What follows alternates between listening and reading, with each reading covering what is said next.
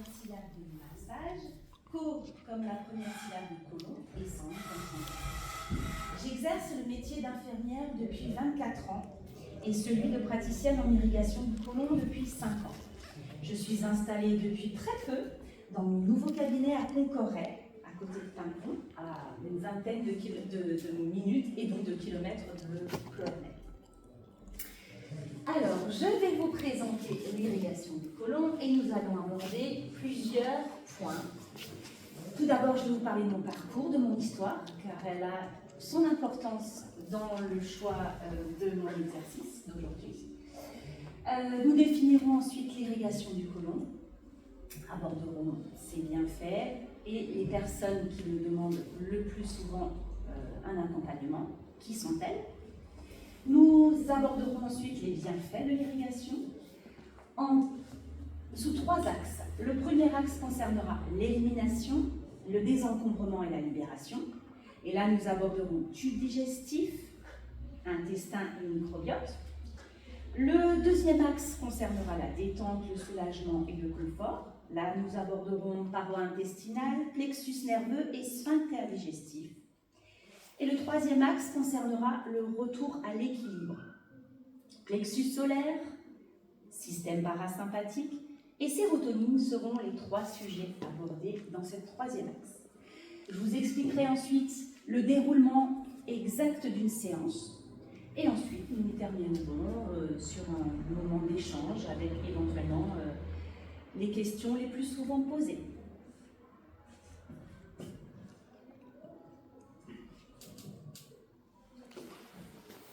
Très sensible, hein? Oh là là. Okay. Alors, j'ai eu la chance d'exercer dans un bloc opératoire exclusivement en chirurgie digestive. Ce qui veut dire que les ventres que je masse à présent, je les connais aussi de l'intérieur. Et donc, du coup, ça me plaît énormément parce que ça vraiment complète tout mon exercice d'aujourd'hui. L'irrigation du côlon allie hygiène, détente, technicité et bien-être, en résumé tout ce que j'adore et qui m'a été personnellement très salutaire. Pourquoi je me suis dirigée vers l'irrigation du côlon, encore trop peu méconnue en France, d'où effectivement le peu de personnes ici aujourd'hui présentes. Eh bien, tout simplement parce que j'ai été touchée par une grosse parasitose il y a 10 ans maintenant. Le parasite, en l'occurrence, s'appelle Giardia intestinalis. Et il m'a causé des diarrhées chroniques, des gros soucis de dysfonctionnement digestif, des douleurs abdominales, une impossibilité de manger un autre aliment que la banane et même une intervention chirurgicale pour invagination du grêle, tellement mon intestin était fragile qu'il rentrait en lui comme une chaussette en fait. Alors du coup, j'ai eu droit à un gros traitement antibiotique qui malheureusement n'a pas fait disparaître tous mes symptômes, il n'a fait que diminuer certains et malheureusement en a fait apparaître d'autres comme une grosse fatigue, les extrémités très froides, des allergies diverses et malheureusement aussi une grosse dépression. Je me suis alors dirigée vers des pratiques plus naturelles, des médecines parallèles, allopathiques. Et donc du coup, là j'ai découvert l'irrigation du côlon. Et ça a été un bouleversement parce qu'avec l'irrigation du côlon, j'y ai associé un autre régime alimentaire, j'ai découvert les huiles essentielles et tout cet ensemble de nouvelles pratiques m'a sauvé la vie, on peut le dire. Et je remercie aujourd'hui cette expérience parce que grâce à elle, j'accompagne les personnes qui viennent me voir avec une toute autre énergie et sans même leur parler de mon parcours, eh bien ces personnes comprennent et ressentent que j'ai vécu effectivement une petite partie même de ce qu'elles vivent au quotidien encore aujourd'hui. Donc merci le Giardia intestinalis. Alors, pour celles qui sont d'accord, je vais vous demander, si vous le souhaitez bien, de fermer les yeux. Installez-vous confortablement. Inspirez lentement, longtemps intensément. Expirez profondément, longtemps, lentement. Imaginez-vous dans un bain. Des bougies et une très agréable odeur d'encens, de vanille vous accompagne. La température de l'eau est idéale.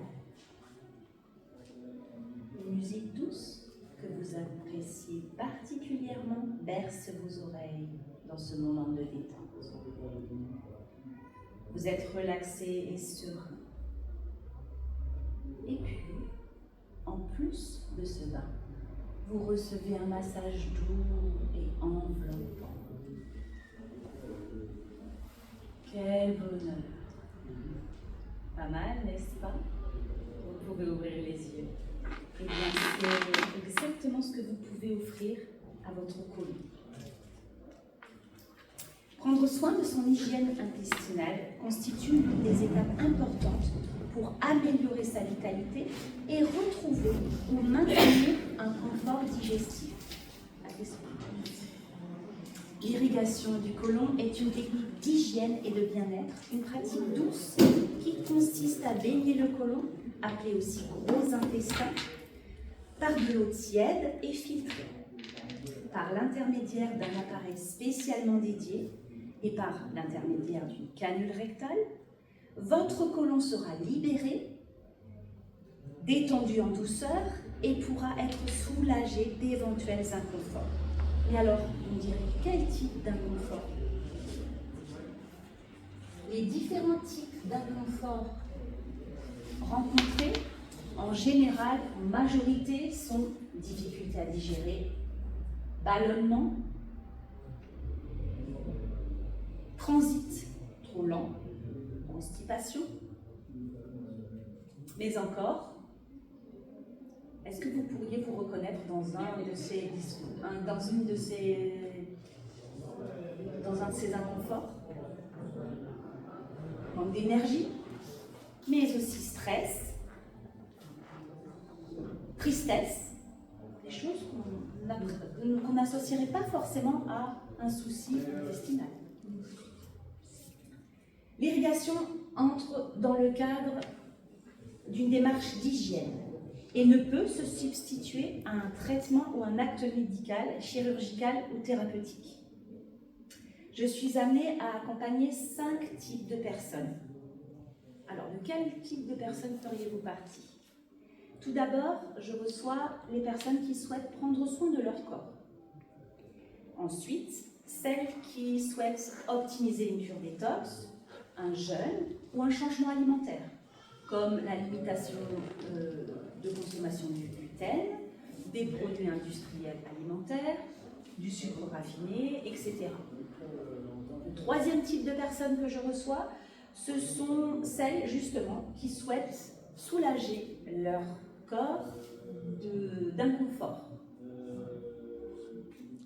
Et là, je souhaite attirer votre attention sur une particularité de notre système nerveux intestinal qui justement est très peu innervé. Et donc, d'où l'importance vraiment d'y prêter attention. On ne ressent que très peu de choses qui se passent dans notre ventre. Et quand on les ressent, c'est vraiment que les inconforts sont déjà bien installés. Le quatrième type de personnes que je reçois, ce sont les sportifs qui souhaitent améliorer leur performance physique. Mon client, d'ailleurs, le plus fidèle et régulier, est culturiste. Il pratique l'haltérophilie de façon professionnelle, attention. Et le cinquième type de personnes que j'accompagne, ce sont des personnes en parcours de développement personnel, ou spirituel ou spirituel. Et donc, ce sont des personnes qui peuvent être amenées à se rendre compte qu'il y a encore des mémoires dans leur ventre qui n'ont pas été libérées, comme si certaines épreuves, chocs, traumatismes ont été figés dans le ventre, comme totalement en impossibilité d'être libérés, sauf travail, sauf avec un travail. Et donc du coup, ça, ce sont des des accompagnements que j'affectionne tout particulièrement parce que du coup, avant la séance, nous allons effectuer un entretien au préalable dans lequel j'invite la personne à conscientiser puis à verbaliser avant de pouvoir se libérer justement de toutes ces mémoires. Plus il y a de tensions, de nœuds et de liens, plus je suis heureuse. Ça paraît un peu sadique comme ça, ouais, je suis d'accord. Mais c'est vrai, j'adore délier, dénouer et détendre et libérer avec les doigts et les mains. Et c'est surtout l'irrigation qui m'aide dans ce travail à commencer à effectivement mobiliser ces mémoires. Alors, pour mieux comprendre ce qui va se passer durant la séance, abordons, pour commencer, l'appareil ou le tube digestif ou encore système digestif. De la bouche à l'anus, il mesure environ 8 mètres de long. Il assure la transformation des aliments en nutriments. Nutriments qui seront donc utilisés pour produire de l'énergie. Le surplus non utilisé est transformé puis éliminé. Il est transformé en déchets puis éliminé ici par le côlon. Et comme de par hasard, c'est exactement le côlon là qui va être baigné pendant l'irrigation.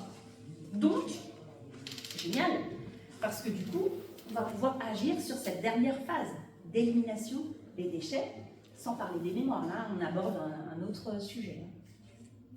L'intestin fait partie des principaux émonctoires, c'est-à-dire des organes d'élimination des déchets et d'évacuation des sécrétions de l'organisme. Les autres émonctoires de notre corps, vous en connaissez peut-être? Le foie, les poumons, les reins. Vésicule biliaire, c'est plutôt un réservoir qui consiste à garder la bile produite par le foie et justement pour pouvoir ensuite effectivement la libérer dans l'intestin et intégrer et absorber. La bile en fait va servir d'absorber les graisses qui seront utiles justement pour la production de l'énergie. On est un petit peu dans un autre domaine. Et le dernier dont je voulais vous parler, c'est la peau. Souvent on oublie cette peau. Mais l'intestin, qu'est-ce qu'il a de spécial? C'est que lui, quand on déplie tous les petits replis, villosités, les villosités qui sont des plis, des replis, hein, d'accord? Et qu'on déplie aussi les micro-villosités qui sont des plis, des villosités qui sont des plis, des replis, eh bien, si on dépliait tous ces petits plis, on obtiendrait la superficie équivalente à celle d'un terrain de tennis, 200 mètres carrés. Vous vous rendez compte? 10 fois plus étendue que la surface dépliée de nos poumons et 100 fois plus que celle de notre peau. Pourquoi se priver de libérer un tel émonctoire? C'est une mine d'or. L'irrigation permet donc d'améliorer le fonctionnement de cet émonctoire. L'eau des bains va imbiber les éventuels contenus de ces plis. Vous pouvez on peut comparer ces plis à un accordéon qui serait fermé. Donc du coup, l'eau, qu'est-ce qu'elle va faire? Elle va permettre d'entrer dans ces petits plis et l'irrigation, par sa détente et surtout par l'ouverture, par les bains, va permettre à l'accordéon de s'ouvrir et donc de permettre à l'eau d'aller jusque dans ces petits plis pour pouvoir imbiber, faire gonfler les éventuelles matières qui s'y trouvent et qui donc empêchent le bon fonctionnement de l'intestin. Là, on dit apaisement, là. Alors, j'observe souvent à la fin de la séance la présence de sable.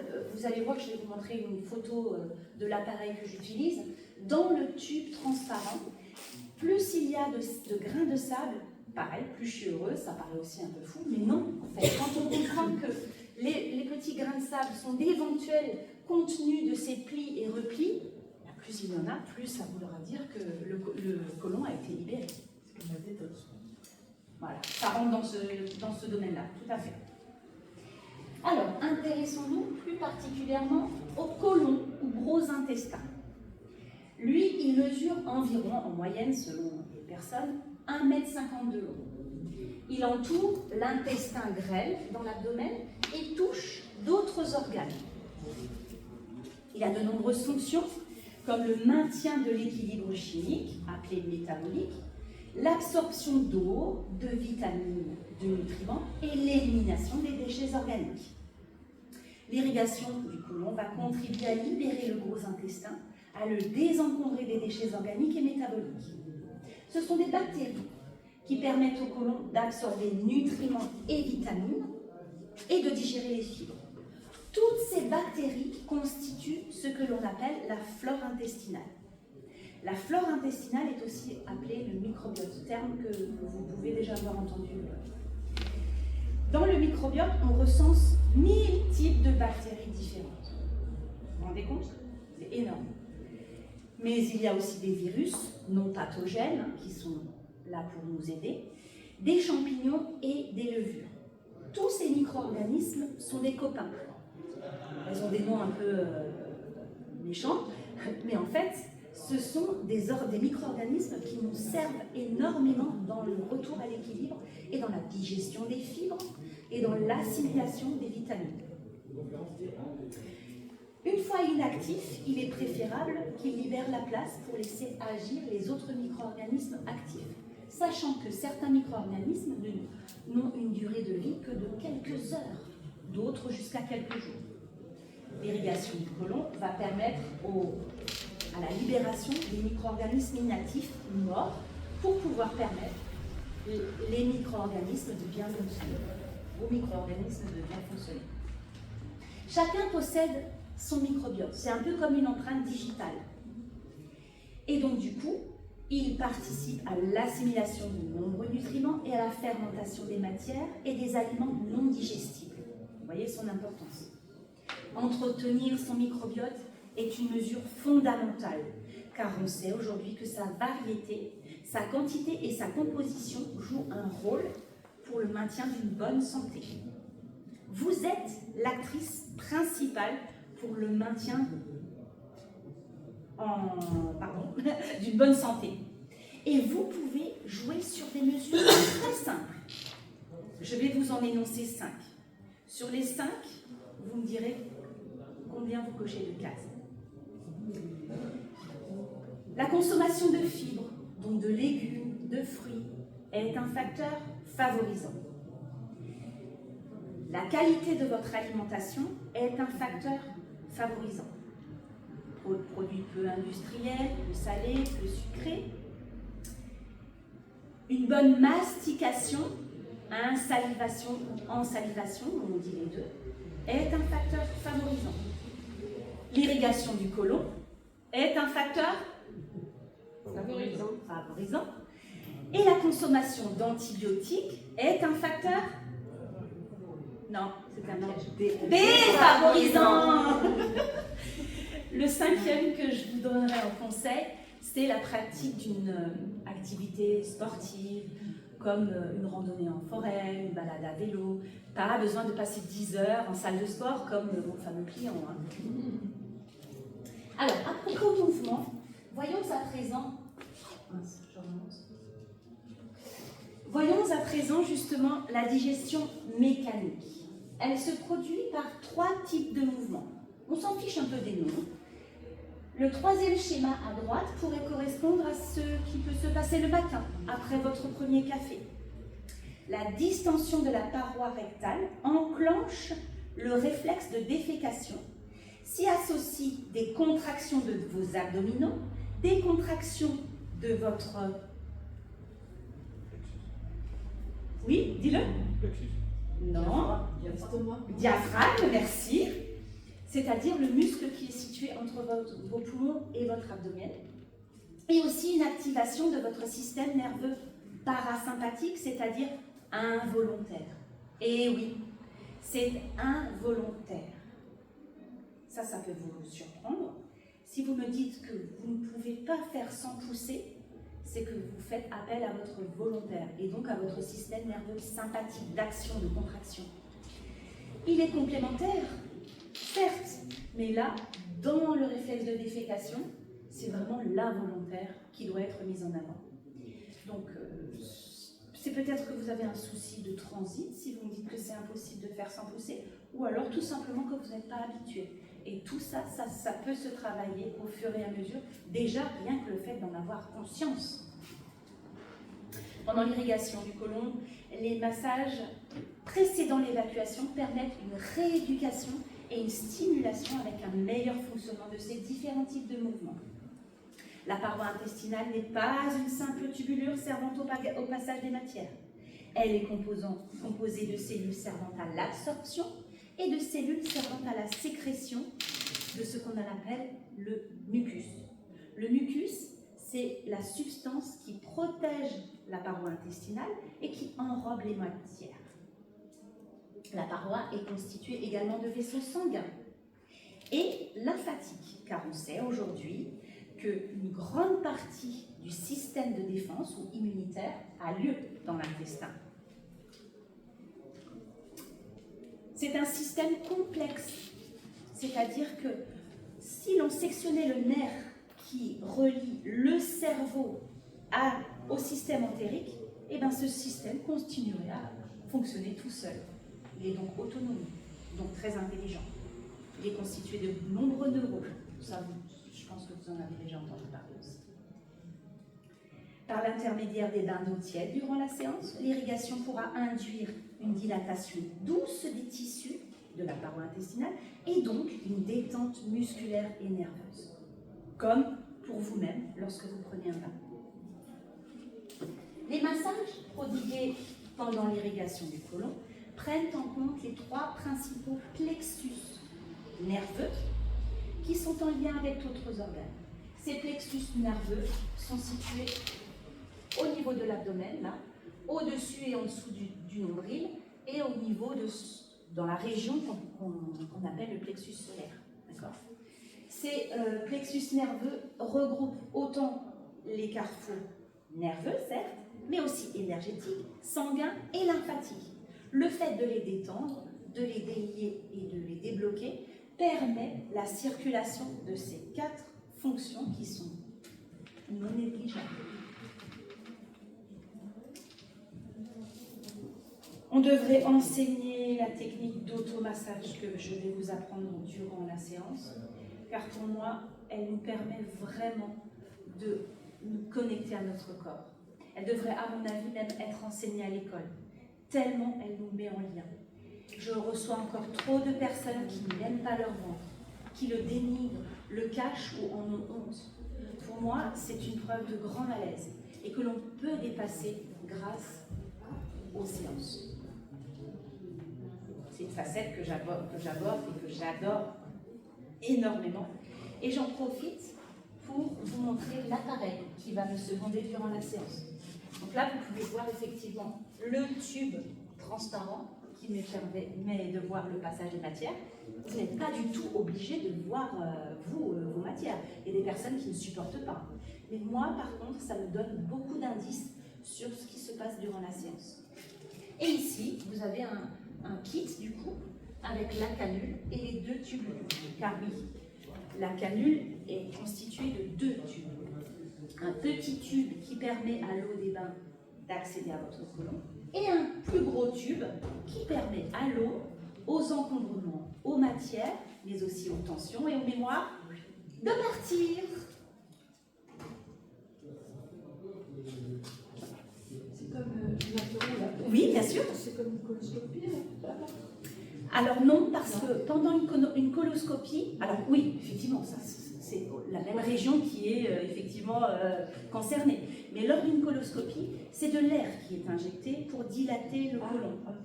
Et avant une coloscopie, on prend des laxatifs qui sont agressifs et qui entraînent une réaction chimique de la paroi intestinale et donc un stress.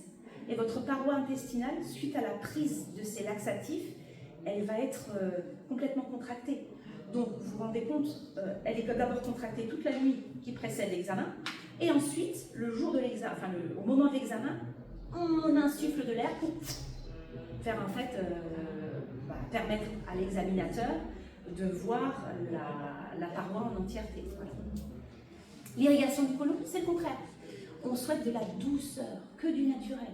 Donc on instille tout doucement l'irrigation grâce à de l'eau tiède qui permet à votre côlon de s'habituer tout en douceur et pas de créer ce stress de la libération. Mais c'est une question très intéressante. Merci. Alors, les massages abdominaux tiennent en compte également des sphincters. Les sphincters sont des petits muscles circulaires qui entourent la paroi intestinale et là, qui sont représentés en couleur sur le schéma. Vous voyez qu'il y en a de nombreux.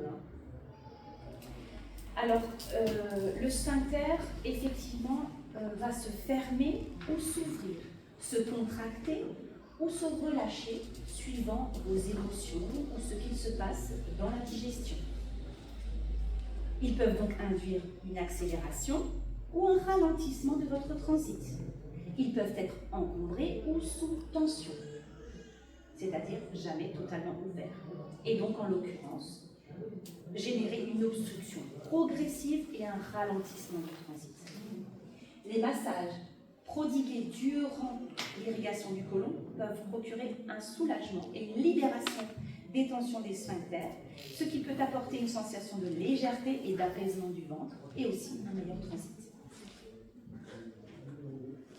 Le plexus solaire, on en parlait tout à l'heure, effectivement, pour ceux qui connaissent, est le troisième chakra. Il est situé au-dessus du nombril. Déséquilibré, il peut induire stress, mauvaise humeur et tension. Il contrôle la digestion de vos aliments, mais aussi celle de vos émotions et pensées.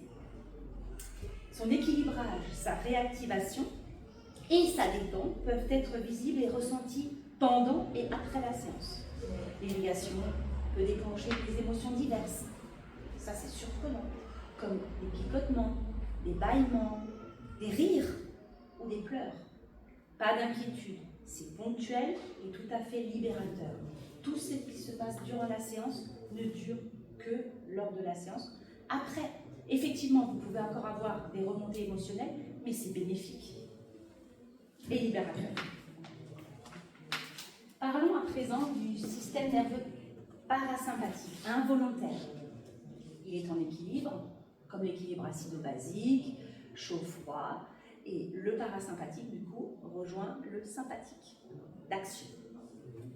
Il est important d'apporter à votre corps beaucoup de parasympathique, car dans la vie actuelle, nous sommes plus soumis au sympathique, à la contraction, au stress, au mouvement, à l'activité tout le temps.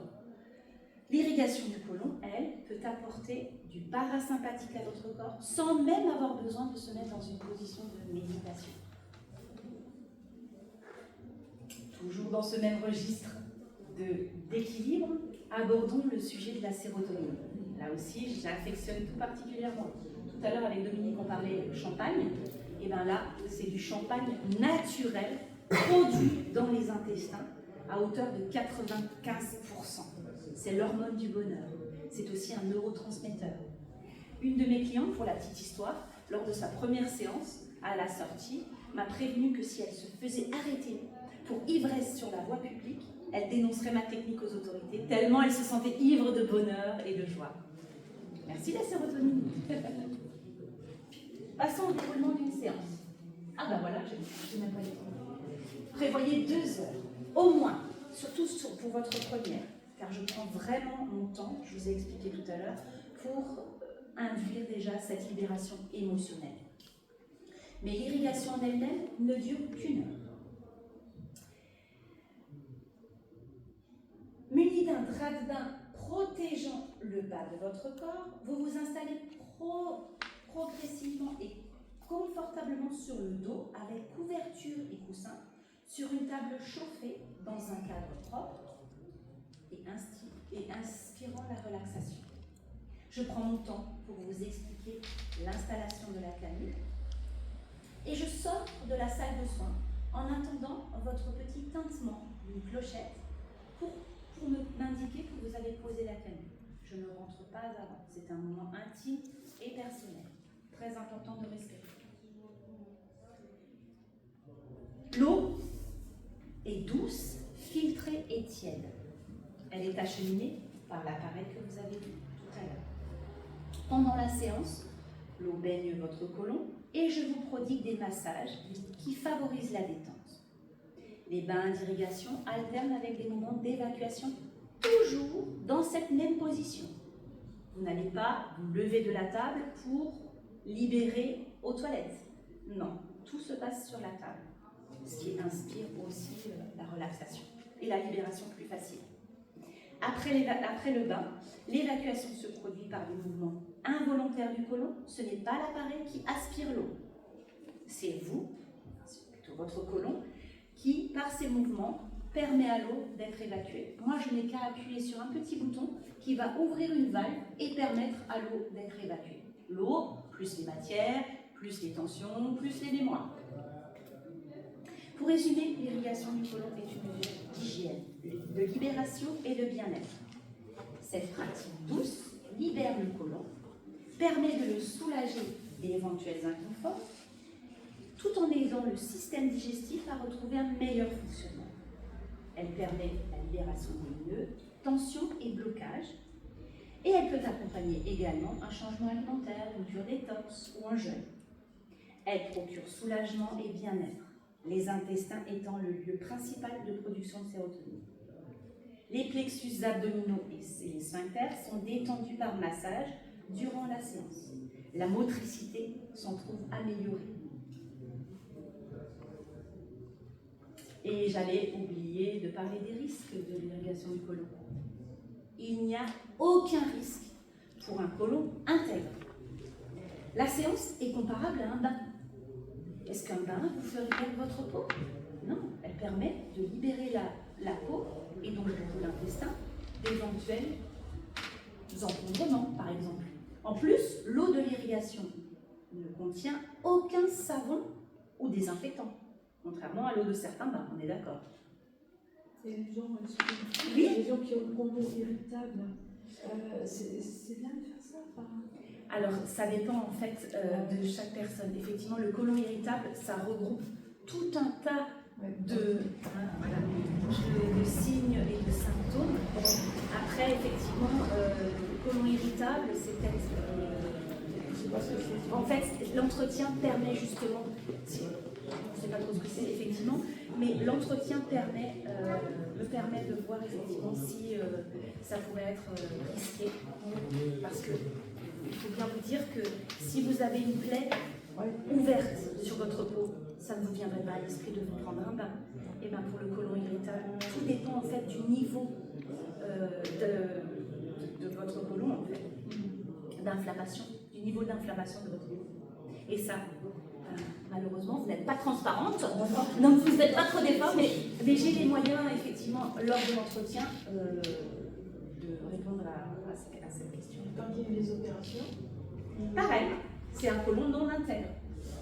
Là, il faut attendre au moins de 3 à 6 mois, selon l'intervention qui a eu lieu. même si ça date de... Oh, si ça date, non, plus de soucis. Au contraire. Parce que c'est votre cas. On verra ça. Bon, j'espère que ma présentation vous aura parlé. Donc, je vous remercie de votre attention et si vous avez des questions, je me ferai un plaisir d'y répondre. D'autres questions?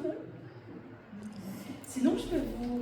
Alors, je ne sais pas quelle heure il est, si on a encore un peu de temps. 38, oui, on a du temps, parfait. Ce qu'on peut faire, c'est déjà...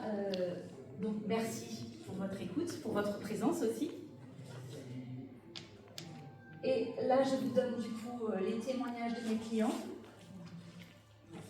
Les plus souvent apportés, effectivement, c'est une amélioration du transit, de la digestion, une facilité, des choses qui apparemment étaient restées bloquées, du coup, ont disparu. Et lorsque je revois souvent la personne une deuxième fois, heureusement d'ailleurs que j'ai cet entretien et que je note tout, parce que les personnes oublient. Et du coup, je leur demande alors, vous avez encore des ballonnements? Ben non, j'en avais.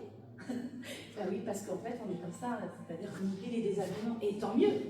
Mais du coup, je les note, je prends tout en note. Alors, je vous propose les questions les plus souvent posées. Ça vous intéresse? À quelle fréquence doit-on effectuer les séances d'irrigation? Ça, chacune est différente. Ça dépend ce que vous attendez de la séance et surtout de votre état de base. Vous avez une anatomie, une physiologie, un système nerveux entièrement différent d'une personne à l'autre.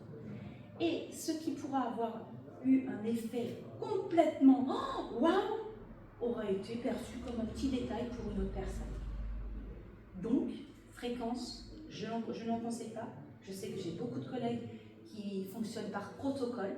Moi, ce que je peux vous conseiller, par contre, c'est effectivement d'effectuer une première séance, puis ensuite une seconde, pas dans les 10 ans après, assez proche pour que votre côlon, qui aura découvert l'irrigation pour la première fois, lors de sa seconde séance, en profite pour libérer des choses un peu plus profondes. Mais ce ne sont que des conseils. C'est vous qui avez votre souveraineté. Gardez-la. Personne ne sait mieux que vous ce qui est bon pour vous. Y a-t-il des désagréments possibles durant la séance? Alors là, c'est pareil. Chaque personne a son propre système nerveux sensitif. Et s'il y a le moindre inconfort, vous savez, c'est une séance qu'on fait à plusieurs. Il y a votre côlon, il y a vous, il y a moi, et il y a l'appareil. Moi, l'appareil me permet d'avoir un retour sur votre pression intracolique et d'anticiper l'ouverture de la vanne, même avant que vous me disiez « Oh, je sens un peu là qu'on a envie de libérer ». S'il y a le moindre désagrément et que je ne l'ai pas perçu, vous me le dites « Oh, j'ai envie de libérer ». Et voilà, j'ouvre la vanne et votre côlon peut libérer. Et ça vous soulage instantanément. Donc là, on a parlé effectivement du lavement tout à l'heure. Donc c'est une question fréquemment posée.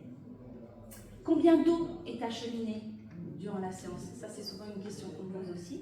Là, c'est pareil, ça dépend de chaque personne.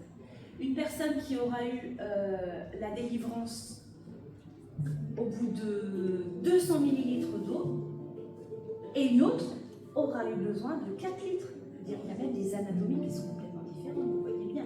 Le gros monsieur, là, enfin gros, c'est pas péjoratif, hein. Le monsieur qui a vraiment un embonpoint avec un ventre bidonnant, forcément son côlon aura un diamètre beaucoup plus grand que la toute petite femme toute frêle et toute menue. Hein. Donc forcément, ça aussi, ça joue. Mais il y a aussi beaucoup le système nerveux, le stress, qui prend en compte effectivement le côlon aussi, et donc qui le contracte souvent. Donc là, l'eau, tout doucement, est acheminée, et c'est seulement 200 ml qui suffisent à une personne pour se détendre. C'est magique. Ah, c'est vraiment, ça dépend d'une personne à l'autre. Faites-vous des apports de produits? Alors jamais lors de la première séance, mais effectivement, lors d'une seconde ou d'une troisième séance, il est possible d'ajouter des apports, mais toujours digestibles, forcément, et prenables par voie orale. Comme, je ne sais pas si vous avez entendu, des apports de café, de passiflore, de camomille, d'oligo-éléments aussi, de zinc, de magnésium ou de chlorophylle. Très bénéfique pour les séances. D'autres questions? Silicium aussi.